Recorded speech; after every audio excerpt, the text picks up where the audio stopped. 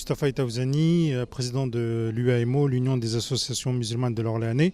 Aujourd'hui, on est là pour exprimer notre indignation face à la fermeture de l'école, les ateliers Montessori à la chapelle Saint-Mémin. Elle a été fermée par un arrêté du maire Nicolas Bonneau. Cet arrêté était basé sur des choses très techniques et juridiques. Donc, par l'art de la loi, on a réussi à fermer un établissement en toute légalité et en toute impunité. Aujourd'hui, nous, on est désarmés face à ça. On vient exprimer notre indignation. Parce qu'on pense qu'en toile de fond, derrière, ce n'est pas un problème technique ou urbanistique, mais il y a quelque chose de plus profond aujourd'hui. Et donc, il faut laisser aux parents, aux familles, aux concitoyens qui se sentent brimés et qui se sentent aujourd'hui cassés par cette injustice, de leur donner une voix. Donc, on va leur donner une voix à travers ce rassemblement aujourd'hui. Je m'appelle Ali, donc je suis parent d'élèves. J'ai mon enfant qui est scolarisé dans l'association Les Ateliers Montessori.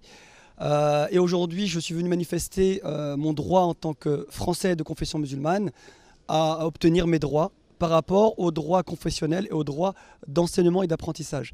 Il y a une décision qui a été prise de la part des services de l'État, de la commission de sécurité de la préfecture et du maire de la chapelle Saint-Mémin, où se trouve l'école, qui est de fermer l'établissement pour des raisons qui aujourd'hui sont encore inexpliquées pour nous, qui remet profondément en question notre droit à avoir des structures adaptées pour nos enfants et des cours et des enseignements de qualité dans des bâtiments de qualité.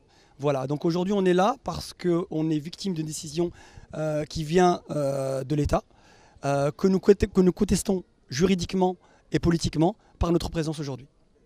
Et nous allons nous pourvoir au Conseil d'État. Nous allons entamer toutes les démarches procédurales qu'il faudra, juridiques ou techniques. Nous sommes prêts à répondre. Parce que ce projet, ce n'est pas le projet juste de 2 ou 3 personnes. C'est un projet fédérateur qui est celui de répondre à des vrais échecs scolaires, de répondre à des vraies problématiques sociales, de répondre à des vraies problématiques aujourd'hui économiques de tout un pan de la communauté. Et si un groupe courageux de personnes s'est mobilisé pour apporter une solution, aujourd'hui, regardez, observez, voilà comment on arrête en plein vol un avion qui décolle. Et ce n'était pas juste un avion.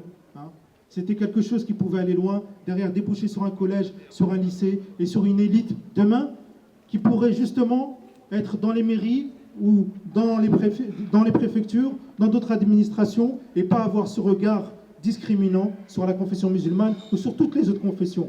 Je me suis déplacée aujourd'hui pour une question plus éthique et de valeurs humaines pour soutenir tout simplement une institutionnalisation qui a travaillé pour apporter des connaissances à des élèves qui recherchent des connaissances peut-être différentes d'écoles qu'on leur propose aujourd'hui. Et voilà, tout simplement pour soutenir cette organisation qui a travaillé beaucoup pour répondre à des besoins actuels, à des Français qui ont peut-être une culture différente ou enrichie par des origines différentes. Comment arrêter un projet d'éducation, le tuer en plein vol, en plein démarrage et devant le silence? Et la cerise sur le gâteau, c'est ce tag nazi sur le portail. Si Nicolas Bonneau n'a aucun problème avec la problématique musulmane, le minimum républicain, ça aurait été de dénoncer cet acte. Est-ce qu'il avait peur, en dénonçant un acte nazi sur une école musulmane, de pouvoir inconsciemment accepter cette école musulmane, accepter qu'il y ait des gens d'une autre confession, oui, qui veulent une école, oui, à la chapelle, oui, mais partout ailleurs, aujourd'hui en France, pourquoi ça poserait problème? Aujourd'hui, nous, les musulmans, on fait partie intégrante de la République, premièrement. Et puis deuxièmement, aujourd'hui, quand on voit tout ce qui se passe autour de nous, on est tout le temps montré du doigt et dénigré. Et aujourd'hui, nous, on veut arrêter l'islam des caves, l'islam des locaux insalubres. Aujourd'hui, on veut un islam français. Nous, on est là simplement pour avoir des droits, c'est tout. Pour avoir des droits dans la République. Voilà, ni plus ni moins.